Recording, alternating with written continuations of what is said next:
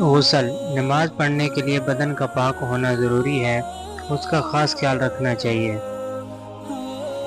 غسل کا طریقہ: پاک پانی سے دونوں ہاتھ گھٹنوں تک 3 بار دھونا، بدن پر کہیں ناپاکی وغیرہ لگی ہو تو اس کو دھونا، وضو کرنا، اگر کسی چیز پر بیٹھ کر نہائے تو اپنے پاؤں دھونا، اگر روزہ نہ ہو تو کلی کے ساتھ غرغرہ بھی کرنا۔